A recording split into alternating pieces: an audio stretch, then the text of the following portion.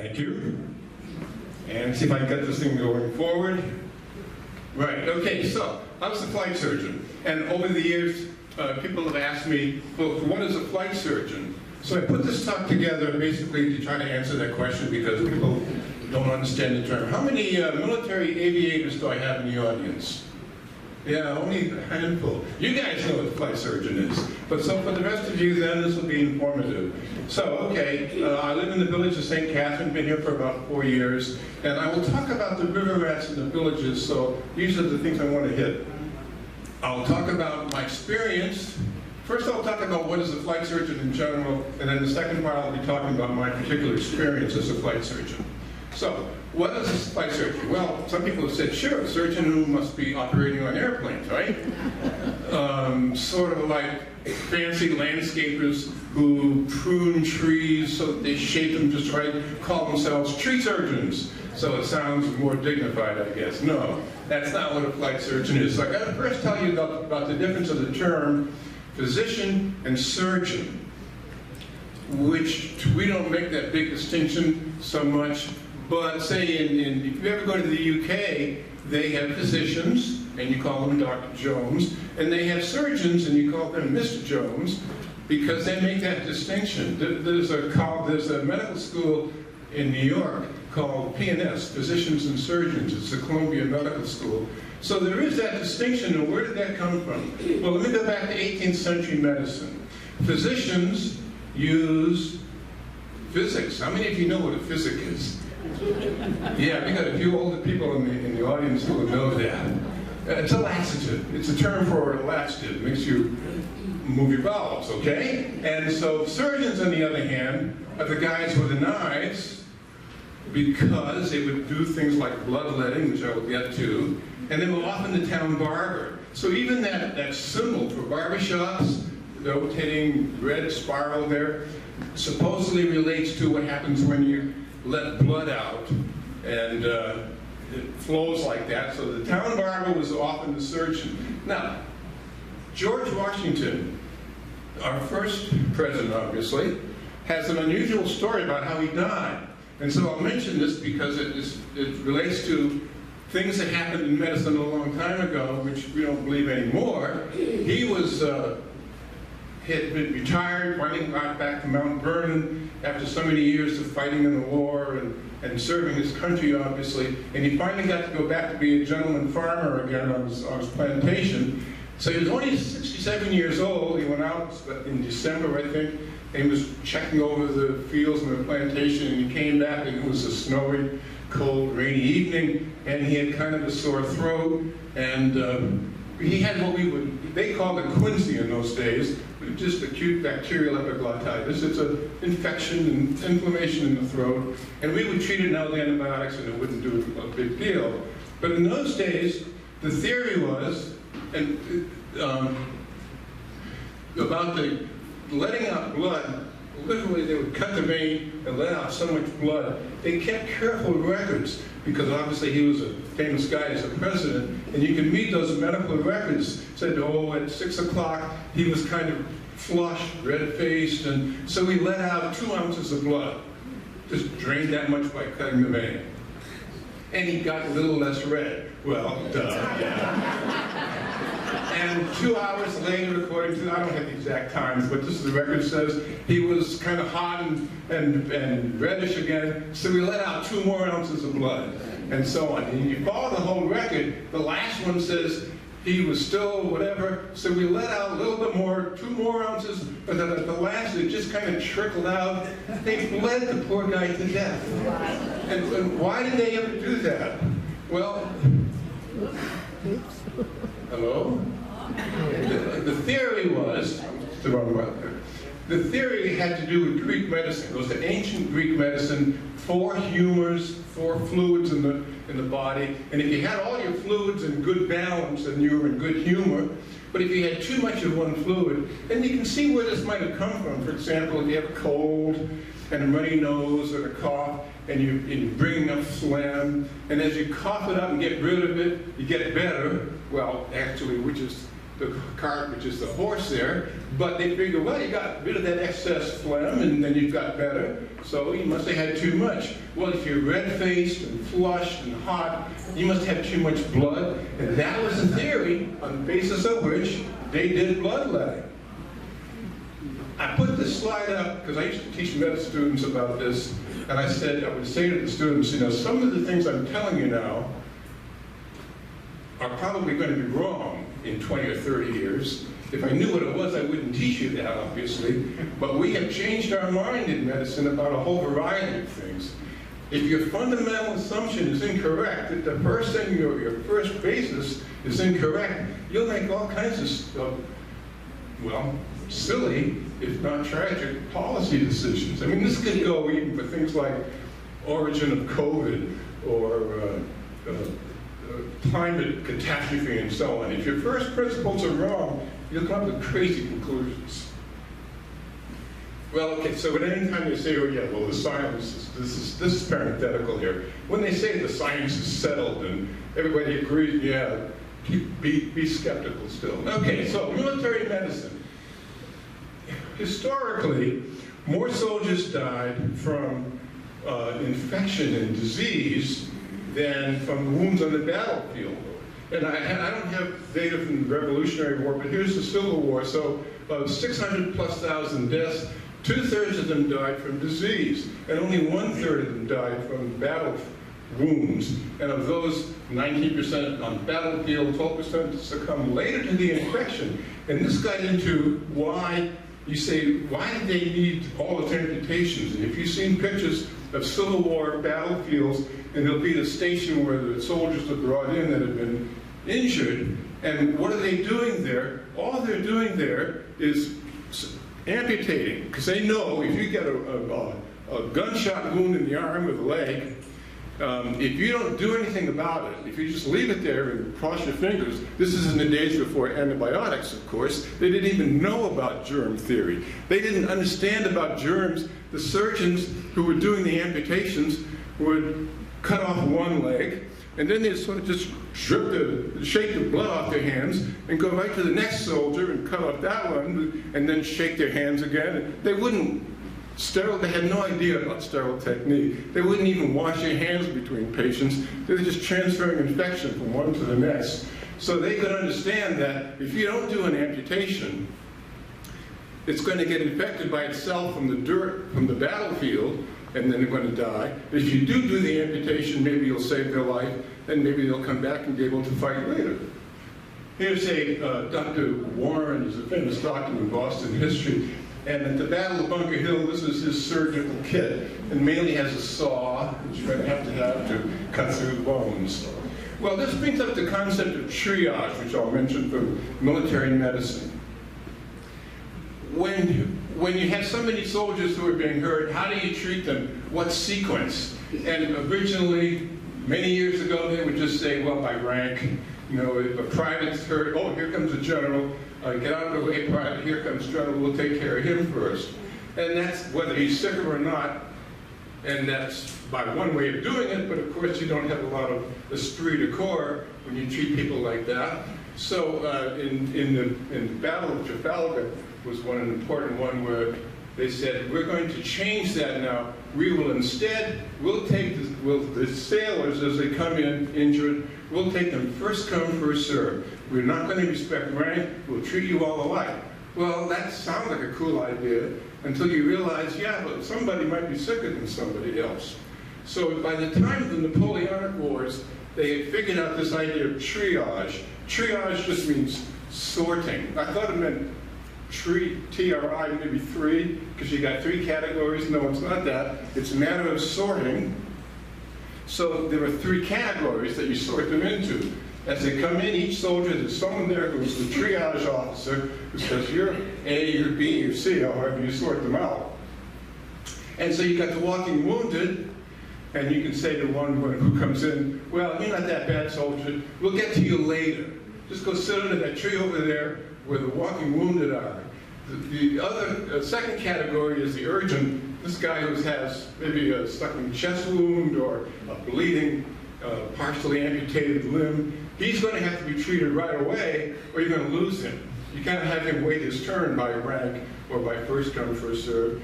He's sicker, he's got to be treated completely right away.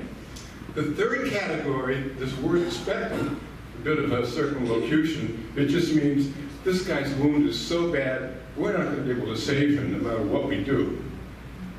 So there's no sense in wasting resources and time and effort.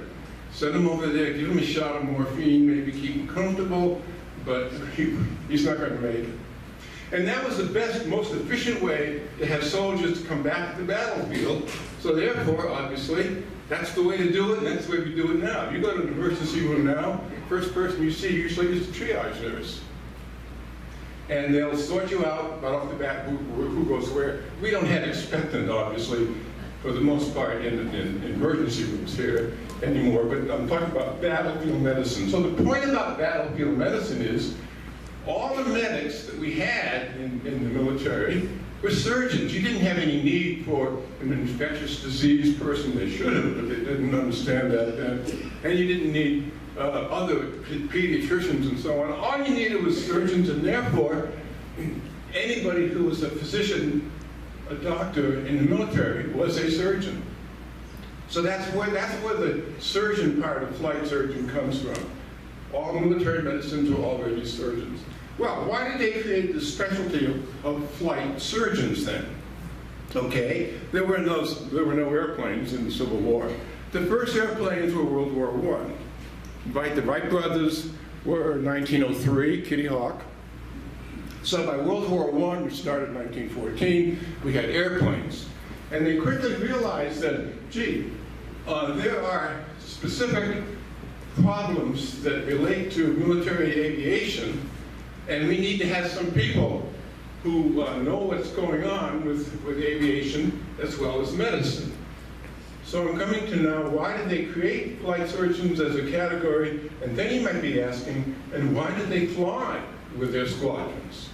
Okay, so here's the various problems that you might have seen: hypoxia, reduced oxygen with altitude, pressure changes.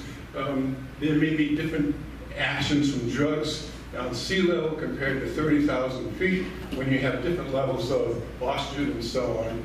And vision, other problems, and so they realized we're going to need somebody, we'll call them a flight doctor of some sort, who has specialized training in aviation as well as in medicine. Well, there's two ways you can do that. You can start with, say, let's pick a pilot who already knows how to fly, and let's teach him some medicine. He must know how to do it.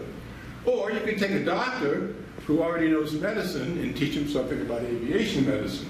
Well, obviously, excuse me, obviously, if you're, it takes a year or so to become a fully trained pilot. It takes many more years, unfortunately, to become a fully trained doctor. So they quickly realized the best way to do that is to take doctors who are already doctors and then teach them something about medicine. So, since already they were going to call them surgeons, and we're going to have them be specialized in aviation, we're just going to call them flight surgeons. So flight surgeons are not, this is to answer the question, flight surgeons are not surgeons. As you saw from my first slide, I happen to be a radiologist. I didn't do surgery, I never did surgery. So the question, what is the flight surgeon? It is a doctor, not necessarily a surgeon, but in specialized training in aviation medicine. We call ourselves a maintainer for the human element. Those of you who were in the military, some of you would have been probably aviation maintainers. I mean, if you have a whole wing of Air Force or Navy and Army flyers, you're going to have support personnel. You're going to have dentists and cooks and paper pushers and everybody else who's involved. But you're going to have some people who are just strictly taking care of the aircraft. They're the maintainers, avionics maybe, or the engine experts and so on. And then you need another specialist who's going to be taking care of the human element, the people who are in the cockpit, and that's our job. We are the maintainers for the people. And so our job is to keep them fit to fly, and in order to do that, they said each squadron is going to get its own flight surgeon.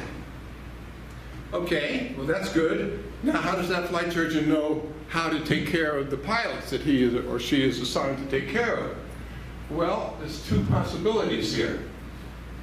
You could be, the pilot comes to me and says, Doc, I've got this problem, or I identify he's got that problem. You may not want to know about it because those of you who raise your hand about how many military aviators know about flight surgeons, one of the things I realize you know about flight surgeons is that's the only guy who can ground me. They may just ruin my career. And so there's a lot of reluctance for aviators to come to the flight surgeon, and we have to go know them well enough to ferret out problems that they might be otherwise concealing. It's an important part of the process. So if the pilot comes to me and says, well, I've got this problem, or I identify it, I might say, okay, I want to give you this medication, and you know, I really don't know what it does at 30,000 feet, but what the heck, just give it a try, see what happens. Well, you could obviously compromise the mission that way. You could have some problems. On the other hand, you could err in the other direction too, as a flight surgeon. You could say, well, I don't know what this does at 30,000 feet, and I'm not going to take any chances, you're grounded. Well, what if it turns out that's essential to the mission, and you didn't really need to ground them because it wasn't that bad, so you've compromised the mission in the other direction. So the only way to have a flight surgeon who really knows how to make the right aeromedical judgment reliably is to go fly with that squadron. It's going to vary. What kind of airplane are you talking about? Some airplanes have different demands from others. So the only way to be sure is to have that guy fly with that mission, learn that particular aircraft, and to get to know his pilots pretty intimately so he can make the judgments about, because there are also psychological problems, fear of flying, especially in the combat arena. And the more you can know about that, the better. So therefore, the flight surgeon is ordered, I had aeronautical orders, Captain Steeves is ordered to fly with the squadron, and the phrasing in the orders was frequently and regularly, and that was interpreted as a minimum of 4 hours a month. So that's what flight surgeons do. The flight surgeon's not, you figure out now, not somebody who operates on airplanes, and that phrase sometimes is interpreted to mean, oh, operates on airplanes means you're on an airplane and then you go operate while you're up there. No, we don't do that. Now the Navy does. Well, obviously, if you're on board a ship and you're out in the middle of the Pacific Ocean and your sailor gets acute appendicitis, you have to be prepared to take, you can't wait 4 days until you get to the nearest port to have surgery. So on ships, definitely, they have operating rooms and anesthesia and everything that they do need to do to operate on board a ship. But no, you don't want somebody at 30,000 feet bouncing around in the air trying to carve out your appendix. Now, there is this mission called aeromedical evacuation, AeroVac. So you got to move the soldier from where you are out near the field to a hospital in Germany or someplace where he can be attended to properly. And during that time, obviously, there are significant medical problems. And that's what happens during aeromedical evacuation. They're generally run by nurses. We don't usually have flight surgeons on this category. And so I'm putting in, and respiratory technicians and so on, just like in a hospital, who the nurses run the floor. And so I'm putting in a plug now. Barbara is going to be giving a talk about nursing. She was the flight nurse in the Air Force, and that's in the June meeting. Yes, sir. So sign yourself up for the June meeting. Now, here's a question for you. So a military medic, is a military medic a combatant? Well, you got that Red Cross. Even though you have wearing battle fatigues and you looks like maybe a combatant. What do you think? Yes? No? Well, I believe this is the answer. Sure, I mean, I had to have small arms training, and I got qualified on the M16, and re-qualified periodically, because you never know what might happen out in the field, where maybe you have to defend your patient in the field. So it didn't happen to me as a flight surgeon very much, but in general, the military medic is considered a combatant. And so I'm going to just show you a few famous flight surgeons. Tom White is the grandfather of all flight surgeons. He was on the Doolittle raid. That was in 1942 after Pearl Harbor. We wanted to have some message to Japan saying, yes, you're vulnerable over there too. And that was the Doolittle raid, and they had one flight surgeon who was on that raid. So Tom White, actually, they recovered, as you may know, and those of you who know your history about that, they recovered, meaning they got back to Earth, landed at an airport if you'd like to when you recover, but sometimes many of those airplanes actually wound up going to China and not finding an airport, and they had to bail out over the rice paddies. And one of the fellows broke his leg badly, and Dr. White actually amputated him, saved his life over the days after that particular mission. So having a flight surgeon on that mission, and by the way, they could not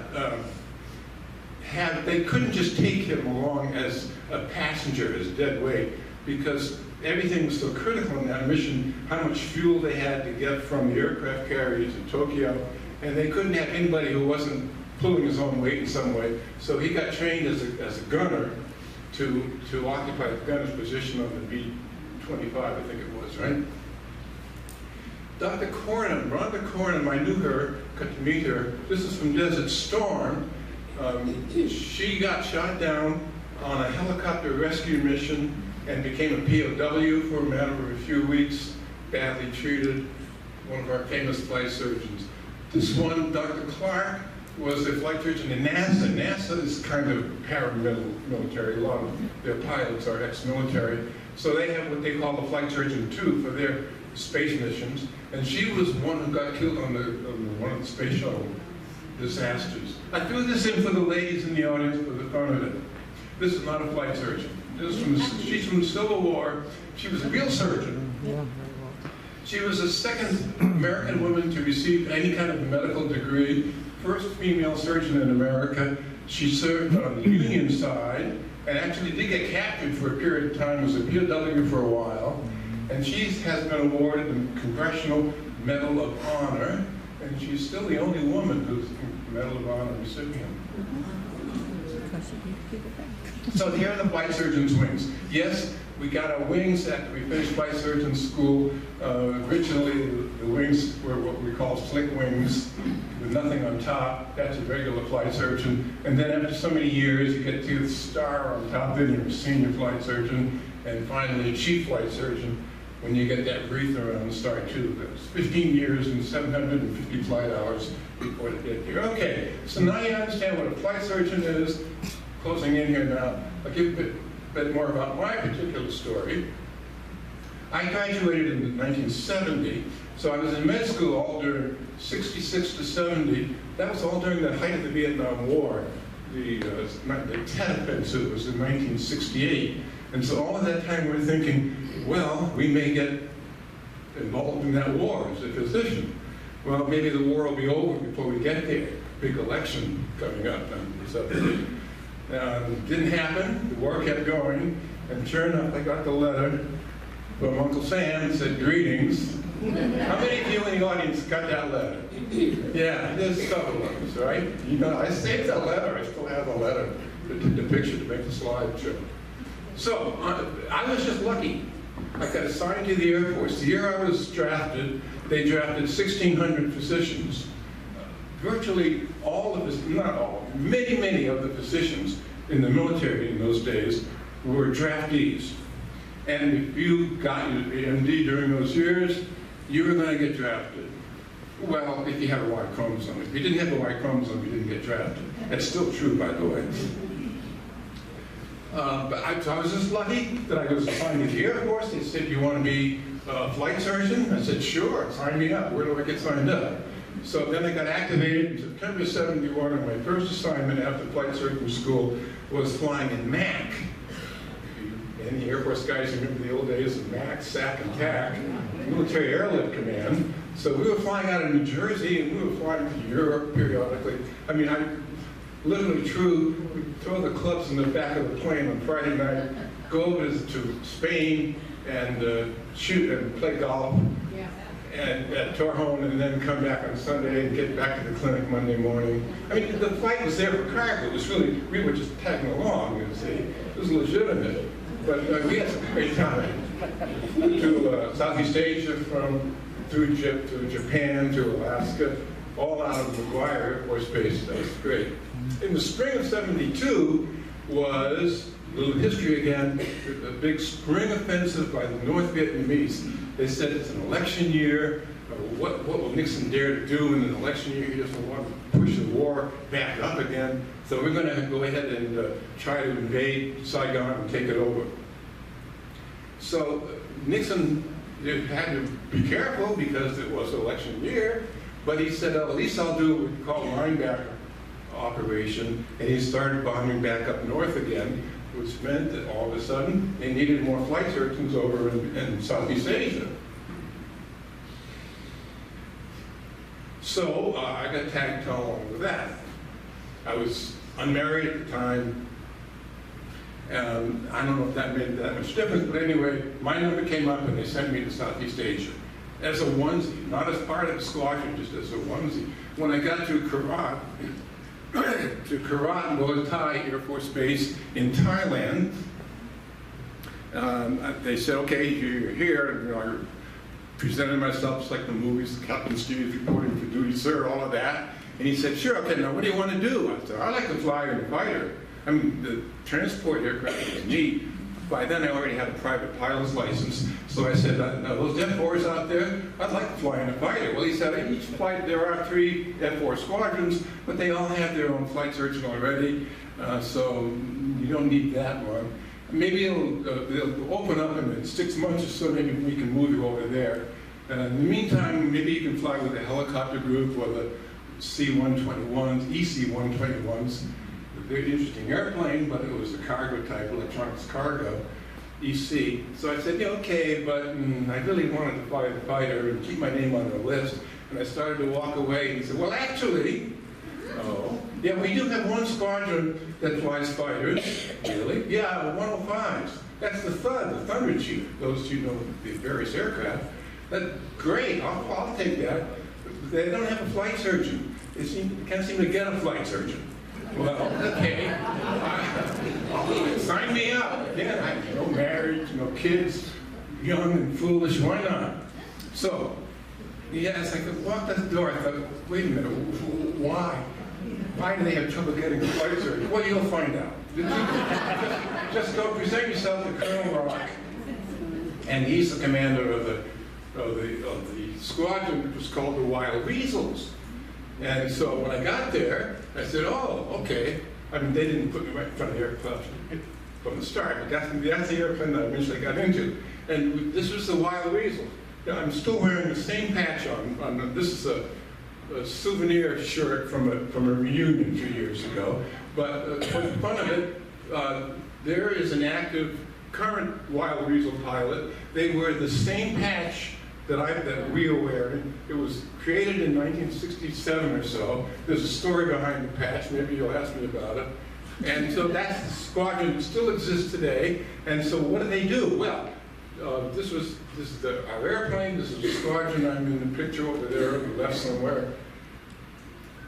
Their mission is to suppression of enemy air defenses. It's a SEAD. And basically, it means the SAMs, the surface-to-air missiles. They still have surface-to-air missiles. They still have weasels. As long as there are missiles being shot up at airplanes, we're going to have Wild Weasels. Well, at the time, the only place that the Vietnamese had SAMs was in North Vietnam. They didn't have them down in South Vietnam. So therefore, the only place the Wild Weasels were flying was North Vietnam. Well, I'd already signed up, so okay, I'll do it. It's a great mission. I'll tell you a little bit more about it. It's the Red River Valley. The Red River runs through Hanoi and Haiphong, and North Vietnam was divided up into several different, they call them route packages. They had 6 different areas. And so Patch 1 through Patch 6, you remember the DMZ, the militarized zone. So this is where all the SAMs were flying. And so my first mission once I got to the point where I was checked out in the aircraft, the back seat of the aircraft was down in Pack 1. We survived that okay, and they said, okay, we can go to Pack 2 for the next one, farther north. Right from the start, Colonel Rock, bless his soul, rest in peace, by the way, he became a friend for years, said, I'm not going to let you go downtown. I'm not going to go to Hanoi. That sounds like a good idea. But farther south, but one of the missions got Night SAM qualified. They were able to get that patch. Night, that meant you had a SAM shot at you at night, and obviously if you get the patch, it means you survived it. So Night SAM qualified. Well, this was the back seat of the airplane, and there were two buttons there. They're magnified so you can see them better because you can't see them otherwise. The one was ML.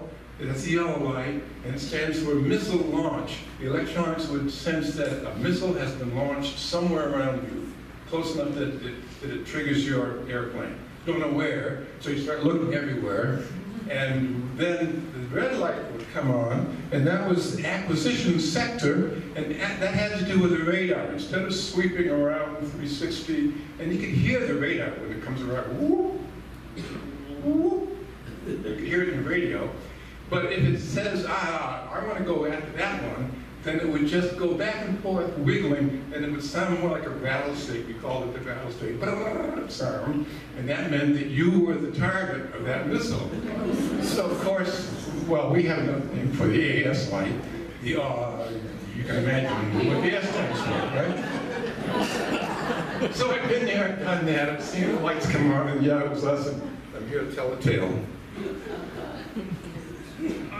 The Wild Weasels creed was first in, last out, because always sent the Wild Weasel into the target area first to suppress the SAMs if you could, and get them to stop firing or shoot at it. If they continue to radiate you, we shot our own missile against them, which gets to where that patch comes from. When the first Weasels were created, and the guy in the back who was electronics warfare officer said, you mean we're going to go fly over Hanoi and we're going to tempt them? We call it trolling. We're going to just fly around and hope they light us up with their missiles and shoot a missile at us, and then we'll shoot our missile back at them, and we hope to hit them before they hit us? Well, his response was, YGBSM. You can spell it out yourself, I guess. Did you figure it out? Yeah, okay. You gotta be SME? Yes, okay. You know, it's a mixed audience here. So anyway, I'm going to tell you a little bit more finally about the Red River Valley Fighter Pilots Association, and that's the River Rats, and that's the hat I'm wearing here. River Rats was a nickname for it. Oh, I'll come back to that. Just let me finish up. After the war, came back and didn't finish my residency, and then I joined the Air National Guard. Flew out of Cape Cod for years. Any Cape Codders in the audience? Yep. Yes. Where the F-15s were, sure enough, and one of those F-15s had my name painted on it. That's your airplane, Doc. I said, great, can I take it home? You know? But for a while anyway. Oh, and the Indian Guard did other things too. One of their jobs was supporting in the Antarctica, Operation Deep Freeze. So I got to fly to the South Pole on a different airplane, the LC-130. That's got skis on it, not wheels. And that's me standing at the South Pole.